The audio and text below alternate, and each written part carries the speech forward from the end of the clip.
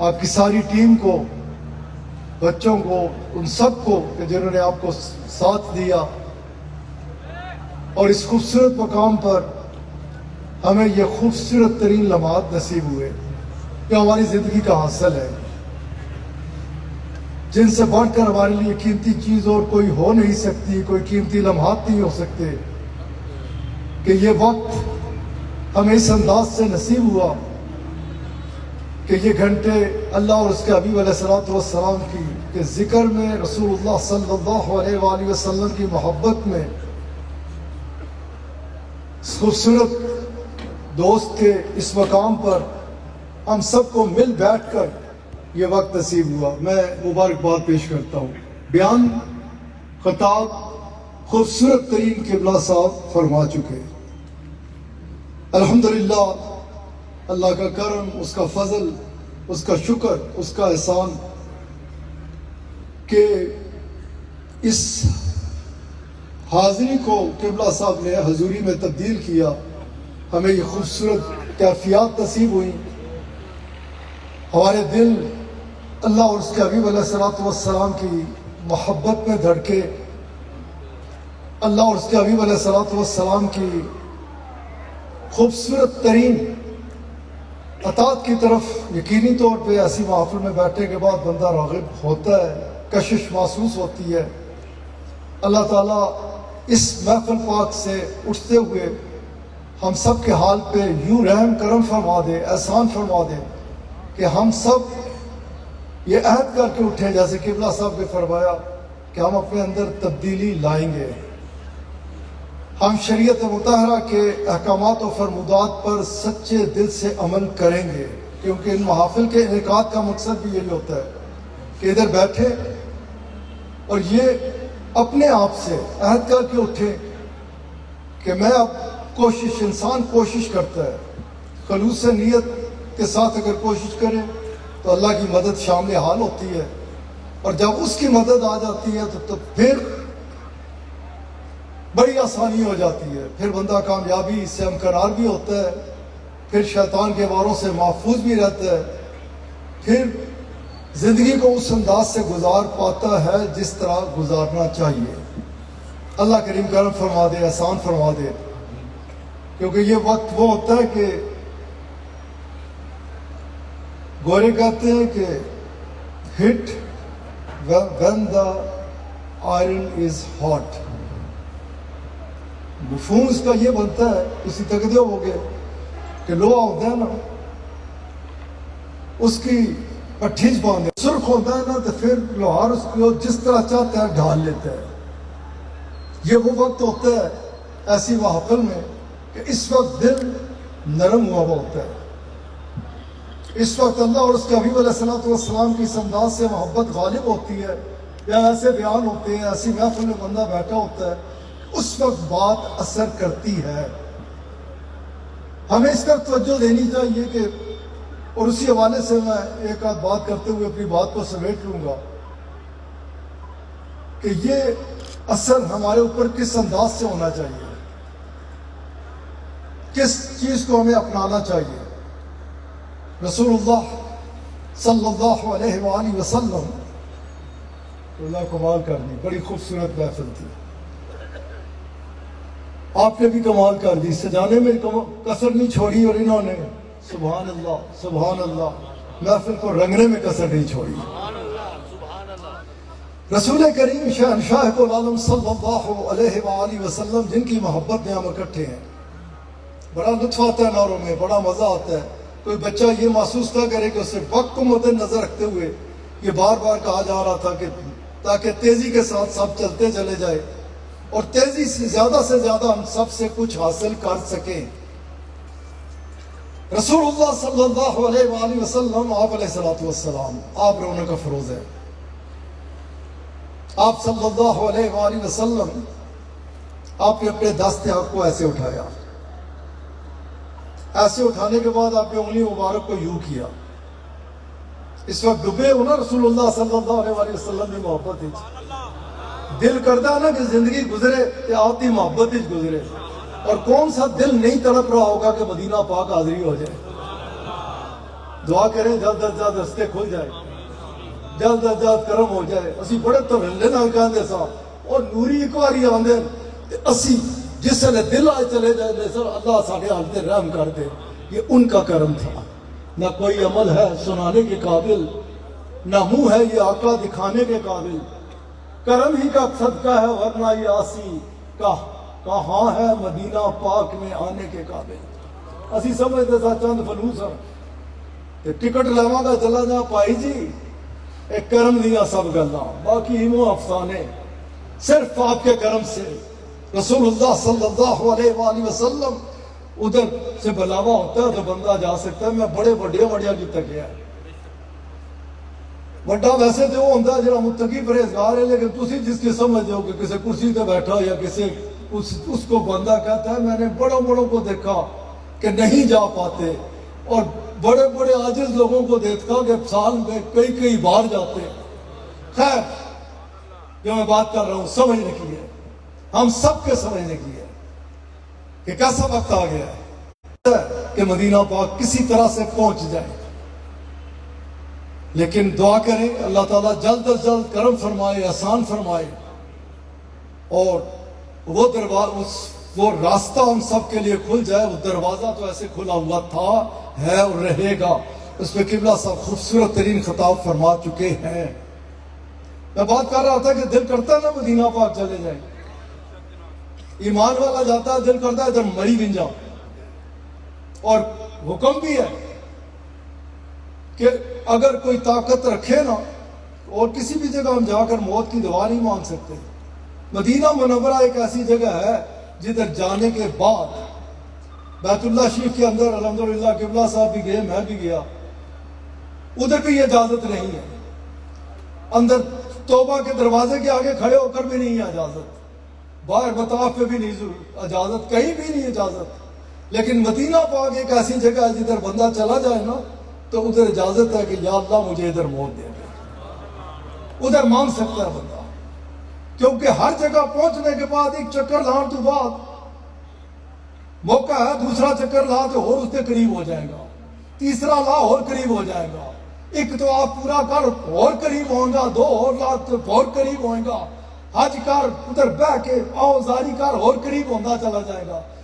لیکن جب بندہ مدینہ پاک پہنچ جاتا ہے نا تو اس کے قرب کی انتہا میں پہنچ جاتا ہے، اس سے آگے کچھ رہتا ہی نہیں۔ اس لیے اجازت ہے کہ اگر ادھر موت منگنی ہے نا صحیح معنوں میں دل سے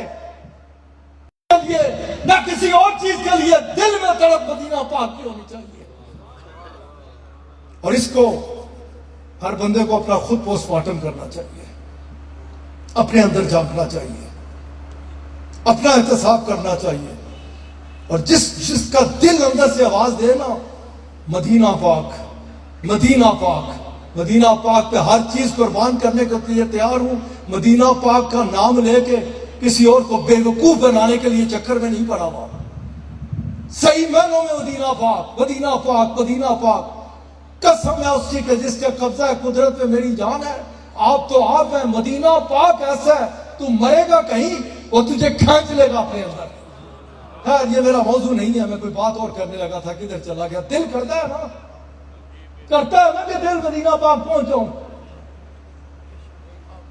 ایسی محفل میں بالکل بڑی کشش پیدا ہوتی ہے، پھر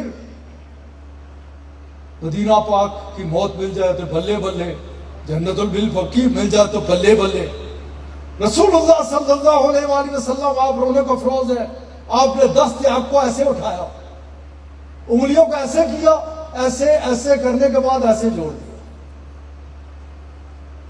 ایسے جوڑنے کے بعد آپ صلی اللہ علیہ وآلہ وسلم آپ نے فرمایا کہ تم میں سے کوئی اس چیز کو پسند کرے گا کہ کل قیامت کے بعد میرے ساتھ جنت میں ایسے ہو؟ دونوں انگلیاں آپ نے ایسے جوڑی ہیں۔ صحابہ کرام رضوان اللہ تعالی علیہم اجمعین فرماتے ہیں کہ ہم نے عرض کی کہ یا رسول اللہ صلی اللہ علیہ وآلہ وسلم کون ہم میں سے ایسا ہے جو اس کی تڑپ نہیں رکھے گا، اس کی تمنا نہیں کرے گا؟ آپ علیہ الصلوۃ والسلام نے فرمایا کہ کسی یتیم کے سر پہ ہاتھ رکھنا، کسی یتیم کی کفالت کرنا، کسی یتیم کو دیکھ کر اسے دلاسا دینا، اس کے کام آنا، کل قیامت کے بعد جنت میں تجھے اپنے ساتھ ایسے رکھوں گا۔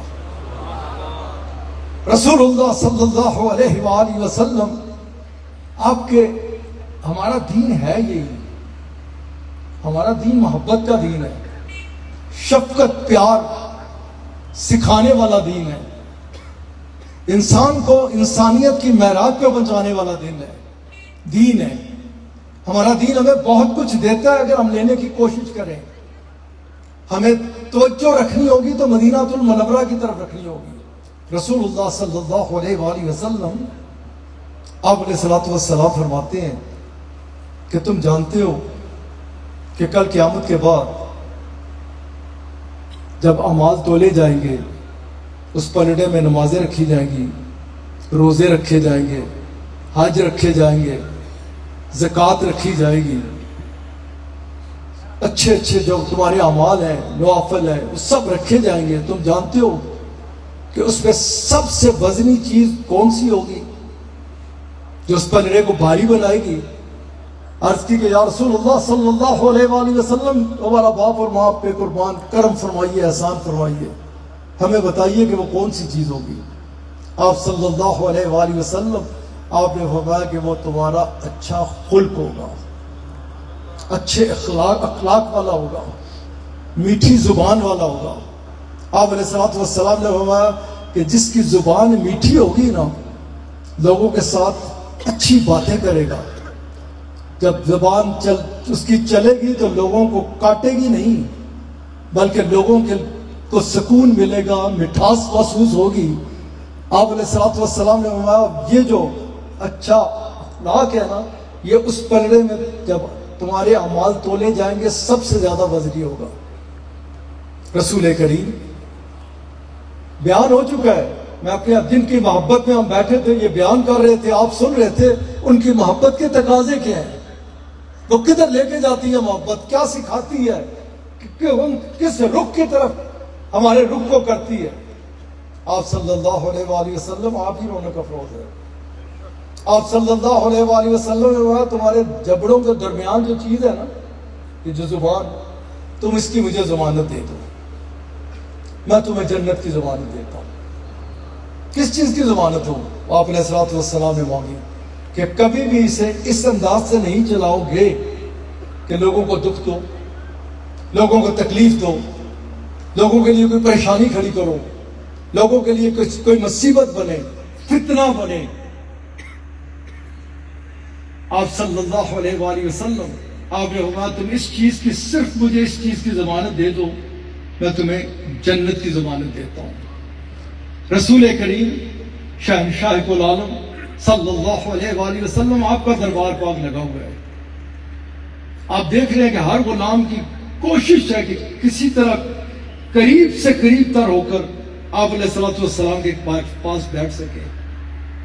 آپ صلی اللہ علیہ وآلہ وسلم کے قرب کا ہر کوئی متمنی، آپ صلی اللہ علیہ وآلہ وسلم آپ نے جب یہ کیفیت دیکھی تو آپ صلی اللہ علیہ وآلہ وسلم آپ نے فرمایا کہ اچھی محبت ہے تمہاری، قدر کرتا ہوں میں تمہاری اس محبت کی، لیکن تم جانتے ہو کہ کل قیامت کے بعد، جاننا چاہتے ہو کہ کل قیامت کے بعد میرا سب سے زیادہ قرب تمہیں کسے ملے گا؟ صحابہ کرام رضوان اللہ تعالی علیہم اجمعین نے عرض کی کہ یا رسول اللہ صلی اللہ علیہ وآلہ وسلم ہمارا باپ اور ماں پہ قربان، کرم فرمائیے، احسان فرمائیے۔ آپ علیہ الصلوۃ والسلام نے فرمایا کہ جو میٹھی زبان والا ہوگا، جو لوگوں کے کام آنے والا ہوگا، جب زبان کھولے گا اچھے جملے نکلیں گے، لوگوں کے لیے خیر کی باتیں کرے گا، دعائیں دے گا۔ آپ صلی اللہ علیہ وآلہ وسلم آپ نے فرمایا قیامت کے بعد اسے میرا سب سے زیادہ قرب ملے گا۔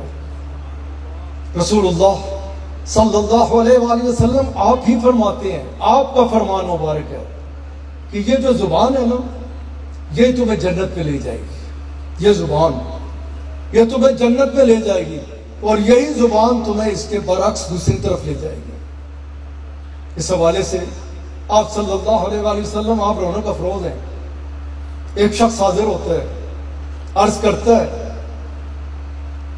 کہ یا رسول اللہ صلی اللہ علیہ وآلہ وسلم، میرا باپ اور ماں پہ قربان، ہمارے علاقے میں ایک عورت ہے،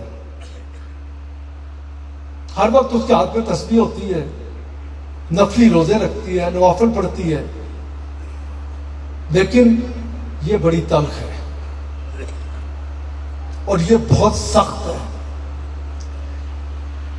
اور اس کی سختی اسی سے ہی پتہ بھی چلتی ہے کہ کوئی دیکھ تو نہیں سکتا نا، دل کی وجہ ہے، دل کا پتہ چلتا ہے جب زبان چلتی ہے، اندر کیا ہے، جس کے بارے میں رسول اللہ صلی اللہ علیہ وآلہ وسلم جس چیز کے بارے میں آپ نے فرمایا کہ ایک دوترا ہے، ایک چیز ہے وہ ٹھیک ہے تو سب ٹھیک ہے، وہ ٹھیک نہیں تو کچھ بھی ٹھیک نہیں۔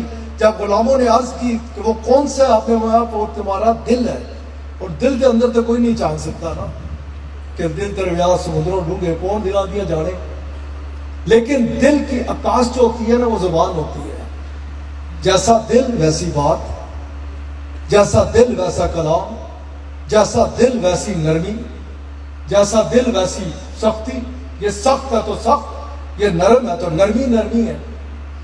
آپ صلی اللہ علیہ وآلہ وسلم کے دربار میں عرض کی کہ وہ زبان کی بڑی تلخ ہے، دل کی بڑی سخت ہے، نہ کسی کا اچھا سوچتی ہے نہ کسی کے لیے اچھا کرتی ہے، ہاں یہ ہے کہ طرح طرح تصویر ہوتی ہے، راتوں کو جاگتی ہوئی ہے، فرائض کے علاوہ بھی بڑے نوافل پڑھتی ہے، آپ نے فرمایا وہ جنت کے راستے پر نہیں ہے۔ عرض کی کہ ہمارے علاقے میں ایک اور عورت ہے، فرائض ادا کرتی ہے، باقی نفلی روزے نوافل پڑھتے ہوئے ہم اسے نہیں دیکھتے، لیکن کمال کی محبت والی خاتون ہے، بڑے نرم دل کی ہے، بڑی میٹھی زبان کی ہے، کسی کو تکلیف میں دیکھ ہی نہیں سکتی، کسی کو تکلیف میں دیکھتی ہے، کوئی بیمار ہوتا ہے اس کے گھر پہنچ جاتی ہے، میں صفائی کر دوں، کوئی چیز لانی ہے لا دوں، ہر ایک کے ساتھ بڑی ہی صلہ رحم اختیار کرنے والی خاتون ہے۔ آپ صلی اللہ علیہ وآلہ وسلم آپ نے ہوا وہ جنت کے راستے پہ ہے، وہ جنت کے راستے پر ہے اور وہ جنت کے راستے پر ہے۔ آپ صلی اللہ علیہ وآلہ وسلم آپ فرماتے ہیں کہ کئی بار تم اس زبان کو ہلاتے ہو، تمہارے نزدیک وہ جملہ بڑا ہلکا سا ہوتا ہے کہ کسی کو کہا السلام علیکم ورحمۃ اللہ وبرکاتہ، تم نے اسے روٹین میں بات کر دی، کسی سے پوچھا تمہارا کیا حال ہے، تم نے ایسی روایتیں بات کر دی، کسی کو کہا کوئی تکلیف تو نہیں ہے، تم نے ایسے ہی کہہ دیا، لیکن آپ صلی اللہ علیہ وآلہ وسلم آپ فرماتے ہیں تمہارے نزدیک یہ ہلکا ہو سکتا ہے، میرے رب کے نزدیک یہ پہاڑوں سے زیادہ وزنی جملہ ہے، وہ اسے اتنا پسند کرتا ہے۔ اور آپ صلی اللہ علیہ وآلہ وسلم آپ نے ہی فرمایا کہ کئی بار تم اسے ہلاتے ہو، تم سمجھتے ہو تم نے کہا ہی کچھ نہیں۔ کسی کی جو ہمارا پسندیدہ مشغلہ ہے لوگوں کی عزتوں کو چھال دینا، کسی کو تلخ جملہ کہہ دینا، کسی کے ساتھ سختی کر دینا، آپ صلی اللہ علیہ وآلہ وسلم آپ نے فرمایا جیسے اچھا جملہ اس کے نزدیک پہاڑوں کی طرح ہے، ویسے ہی جب تم اس کا غلط استعمال کرتے ہو یہ بھی تم اپنے نامہ اعمال میں اسی طرح پاؤ گے کہ جیسے تم نے بڑے کبیرہ گناہ کر رکھے ہیں۔ اس لیے ہمیں چاہیے کہ ہم اپنے آقا علیہ الصلوۃ والسلام کے خوبصورت دربار پاک کی طرف نگاہ رکھیں، ہم جوڑنے والے ہوں توڑنے والے نہ ہوں۔ آپ صلی اللہ علیہ وآلہ وسلم آپ نے اس کی منافرت پیدا کرنے کی، لوگوں کو ایک دوسرے سے دور کرنے کی سخت ممانعت فرمائی ہے۔ آپ صلی اللہ علیہ وآلہ وسلم پسند فرماتے ہیں جوڑنے کو۔ آخری حدیث مبارک آپ احباب کے آگے اور میں اپنی بات کو سمیٹ لیتا ہوں کہ رسول اللہ صلی اللہ علیہ وآلہ وسلم آپ علیہ الصلوۃ والسلام نے ایک دن صحابہ کرام رضوان اللہ تعالی علیہم اجمعین کو فرمایا کہ میں تمہیں ایک ایسا عمل بتاؤں کہ جو سرخ اونٹوں کی قطار یا 100 سرخ اونٹ اللہ کے حضور صدقہ کرنے سے بہتر ہو۔